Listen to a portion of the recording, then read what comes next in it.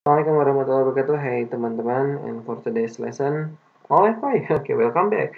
For today's lesson, we are going to review our lesson from our previous meeting, and we are going to add up some other topics to cover. So without any further ado, let's just jump into it. Ya, ini teman-teman bisa kita lihat, we can see here on the picture ya, we can add two vectors using parallelogram method. Kita bisa menambahkan dua vektor menggunakan metode jajar genjang seperti yang ada di sini ya. Jadi kalau kalian punya dua vektor, let's just say this is the first vector, this is the second vector, we add them using parallelogram method, you are gonna have R ya as the resultant vector. Result itu adalah hasil, resultant vector artinya vektor hasil ya, hasil dari penjumlahan dua vektor yang membentuknya. And we have also learned how to determine the magnitude or the ukuran atau ya size nilai dari vektor resultant ini menggunakan rumus cosinus, di mana R here, it is the R is the resultant vector, P is the first vector, Q is the second vector, and theta is the angle formed by P and Q. And di mana tetanya? Di sini tetanya. Ini adalah lokasi dari theta. Jadi theta itu adalah sudut yang dihasilkan atau diapit oleh P dan Q. Dan theta ini masuk ke sini, ke rumusnya ya. Dan alasan kenapa rumusnya ini saya tulis dengan cetakan miring, karena kita kan mau nyari magnitude. Untuk nyari magnitude berarti harus ditulis cetak miring ya. R di resultant vector equals the square root of first vector P square plus second vector Q square plus 2 times P times Q times cos theta, which is theta is the angle that is formed by P and Q. And that's for the magnitude only. What about the direction? Well, here is the formula or the equation that can be used to find the direction ya. So as we know, we have R and we also have theta. So we will pair the R and theta. Jadi kita akan memasangkan antara sisi dengan sudut-sudut. Yang pertama kita akan pasangkan R dengan theta-nya. Maka kita tulis R per sin theta. Oke, bagaimana dengan sisi-sisi yang lain, P dan Q? Maka kita harus temukan sudutnya. Ya, sudut untuk P dan sudut dari Q. Katakan ini adalah sudut alfa dan ini adalah sudut beta. Setelah kita menentukan ada sudut alfa dan sudut beta, kita pasangkan dan bisa kita lihat, you can see from the equation, P is paired with the alpha. Nah, gimana cara ngingatnya? Jadi cara ngingatnya gini, P itu suatu vektor itu akan dipasangkan dengan sudut yang jauh darinya kalau pakai paralelogram ya. Jadi P itu bakal sama dengan alfa karena P sama alfa jauh, sama theta sama beta itu dekat. Meanwhile, Q will be paired up with beta ya. Jadi kita lihat di sini P dengan sin alfa, Q dengan sin beta, dan resultant vektor dengan sudut yang dibentuk oleh P dan Q ya. Alfa itu sudut yang dibentuk oleh R dan Q, beta itu sudut yang dibentuk oleh P dan R. Okay, this is the concept. What about the application? Okay. We are going to review a little bit about our previous task ya. Kita punya tugas kemarin dan ini salah satu tugas dari kemarin. Jadi there is a boat leaving a port to cross a river ya. As shown in the figure. So the boat is sailing north. Jadi perahu ini dia berkendara ke utara. Sementara bisa kita lihat streamnya, rivernya, it streams to the east ya, kanan ya. Jadi mereka tidak searah, tidak berlawanan, tapi mereka menghasilkan sudut 90 derajat. And after using the parallelogram method, we can see here this is the direction of the VR ya. Maka perahu itu sebenarnya akan berbelok ke VR. Pertanyaan yang pertama, berapakah magnitude dari VR ini ya. Kalau VBOT ini itu 24 km per hour, V-River-nya 10 meter per hour, maka di resultant speed-nya itu berapa kilometer per hour sih. Nah, kita bisa cari jawaban ini menggunakan rumus cosinus tadi ya.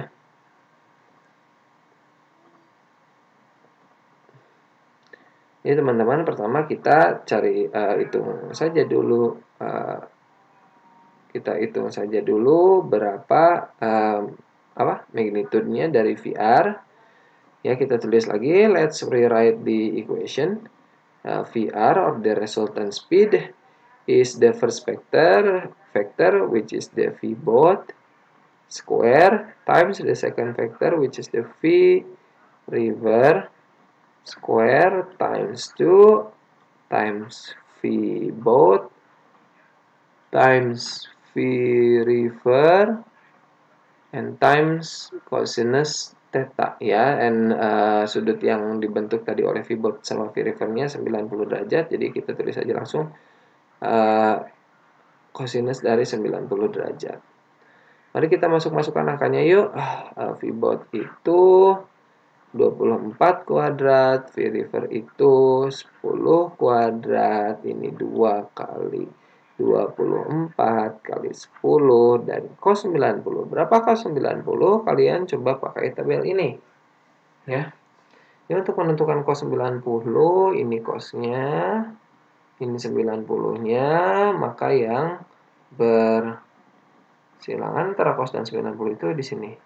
Cos 90 itu nilainya adalah 0. Ya, kita masukkan saja nilai cos 90 dengan berapa? 0. Dan kita akarkan.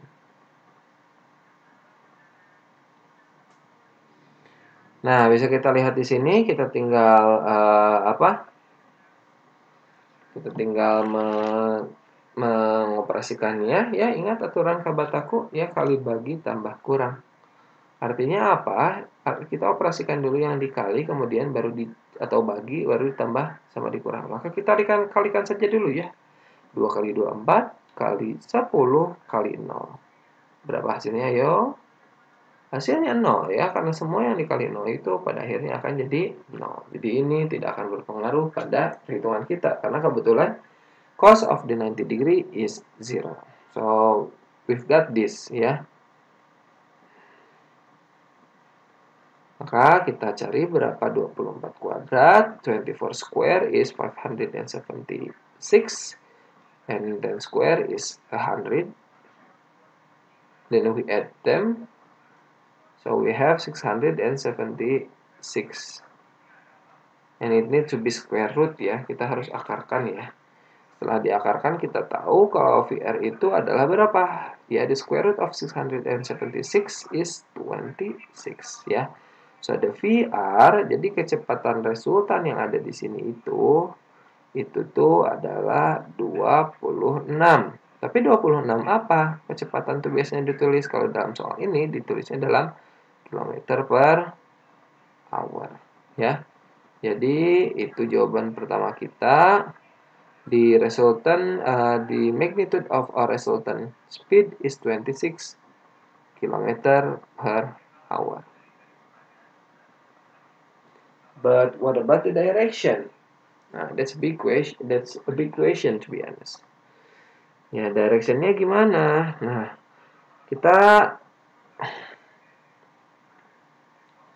jika ini perahu, ya kita gambarkan lagi. Jika ini perahu, kemudian di sini tadi VBOT-nya. Oh, direction itu ada pertanyaannya yang kedua juga. Ya, di sini baru pertanyaan pertama, ini pertanyaan keduanya. Nah, ini nanya direction. How far, seberapa jauh in degree angle ya, dalam derajat sudut, the boat will turn away ya, seberapa jauh ininya perahunya bakal berbelok ya, meninggalkan original course, meninggalkan ininya jalur utamanya gitu, jalur aslinya kan lurus ke utara. Nah, itu tuh menanyakan untuk direction-nya. Jadi VBOT ini kan dia bergerak ke arah utara, sementara V-River-nya ke sini dia bergeraknya ke arah timur, east. Maka dengan menggunakan rumus paralelogram kan kita bisa tahu berapa bagaimana bentuk dari resultan vektornya ya. Di sini maka kita dapat VR-nya sebelah sini. Tapi kita harus tahu seberapa jauh dia berbelok. Kalau seberapa jauh dia berbelok, yang kita tulis itu adalah yang sebelah sini. Ya. Dan sebelah sini itu tadi itu beta ya. Jadi kita nyari berapakah betanya. Berapa sudut yang ada di sini, yang ada di bawah. Sudut yang ada di bawah sudah jelas ya, di sini 90 derajat. Tapi kita nyari beta ya. Berapa jauh dia berbelok. Nah, jika VR itu dia berhubungan langsung dengan 90 derajat, jadi VR itu dia langsung pair up-nya sama sin dari 90 derajat, karena 90 derajat yang ini 90 derajat. Ya, bagaimana dengan sin dari beta? Dia pair up-nya sama siapa? Ya, seperti yang kita ketahui, kalau pair up itu harus dengan sisi yang jauh. Maka dia akan pair up-nya sama V-River. Ya, dia gak bakal beta ini dengan V-Bot, gak bakal. Dia bakal ke V-River. Ya, karena dia bakal pair up dengan yang jauh. Sehingga kita tulis persamaan barunya. Di river yang kita ketahui sin 90. Nah, karena sudutnya diketahui juga sama dengan V river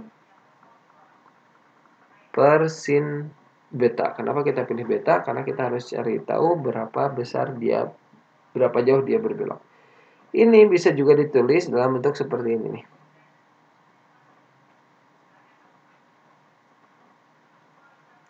Sama aja ya. Jadi sudut B ini berpasangan dengan V river. Sementara sudut 90 derajat ini berpasangannya dengan VR. Selanjutnya bagaimana? Selanjutnya kita tinggal masukkan saja. Kita belum tahu berapa sin B-nya. Ya, kita belum tahu. Ya sudah. Per berapa V-River-nya? Kita tahu V-River-nya itu 10. Sin 90 berapa? Bisa kita lihat di sini. Sin 90 itu sin ya 90 ya, maka kita tahu 90 itu adalah 1 ya. Maaf. Jadi kita balik lagi ke sini. Sin 90 itu ya kita ganti adalah 1 dan VR-nya kita dapat berapa? 26. Jadi sin B per 10 sama dengan 1 per 26. 1 itu adalah sin 90, 26 itu adalah kecepatan dari resultannya. Setelah ini kita bagaimanakan? Setelah ini kita pindahkan posisi 10 ke atas untuk dikali dengan 1. Ini namanya kali silang ya. Maka kita dapat sin beta itu adalah 10 kali 1, 10 per 26. Taram, beres tidak? Belum. Kenapa belum? Karena yang kita cari itu adalah beta. Artinya sinnya pindah ruas. Kalau pindah ruas jadi pangkat min 1, 10 per 26. Jadi sudut yang kita cari ini, sudut beta ini adalah hasil dari sin pangkat min 1 dari 10 per 26. Bagaimana kita cari ini? Untuk mencarinya, kita bisa memakai bantuan dari kalkulator. Ya, kalkulatornya yang dari laptop aja. Keluar kalkulator dan kita pilih kalkulatornya ilmiah. Bisa dilihat di sini ya, kalkulator ilmiah. Selanjutnya kita masukkan nilainya. Berapa sih nilainya? 10 per 26. Tulis aja dulu 10 bagi 26 dan kalian dapat hasilnya segini. Ya. Nah, bagaimana kita mengubahnya untuk menjadi sudut? Pertama kalian aktifkan dulu sampai muncul di sebelah sininya pojok kanan atas deg, maksudnya degree. Ya. And after that, push trigonometry. But we cannot find sin to the minus 1 ya. Click second, then you're gonna get this. Sin to the minus 1. Click on it. Then we have here the result. 22.619. This is the sinus to the minus 1 of 10/26. Ya, jadi ini sudut hasil sinus pangkat min 1 dari 10/26. Hasilnya sudut beta itu adalah 22,62, kira-kira segitu ya. 22,62. 22,62, atau karena memang bisa kita tulis aja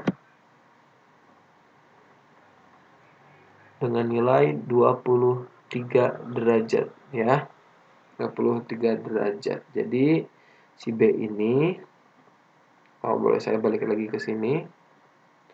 Sudut yang ada di sini tuh adalah 23 derajat. 23 derajat dari mana? 23 derajat dari bot. Bot itu arahnya kemana? Bot itu arahnya ke north. Ya. Jadi B is 23 degree 23 degree ya, from north ya. Dari mana? Dari utara. Ini caranya ya. Nah, cara ini bisa kalian langsung pakai di mana? Boleh screenshot dulu juga. Kalian boleh pakai di soal yang ini ya. Soal yang ini adalah soal yang pekan kemarin. Kalau kalian sudah dapat VR-nya, syukur. Berarti tidak harus cari A lagi. Kalau belum, cari saja dulu berapa VR-nya. Tetapi sebagai tambahan, kalian juga harus cari tahu berapakah berapa besar sudut pesawat ini akan berbelok dikarenakan V-wind-nya ya. Kalian tinggal kerjakan saja seperti nomor yang sebelumnya ya. Nomor yang ini sama saja, tidak ada beda sebenarnya. Jika kalian membutuhkan tabel trigonometri, silahkan lihat di sini di akhir ya, dan kalian silahkan kerjakan PR-nya yang ini ya. Please complete this task, work it on your notebook, take a picture of it and send it to me. Oke, teman-teman, thank you for your kind attention. Wassalamualaikum warahmatullahi wabarakatuh.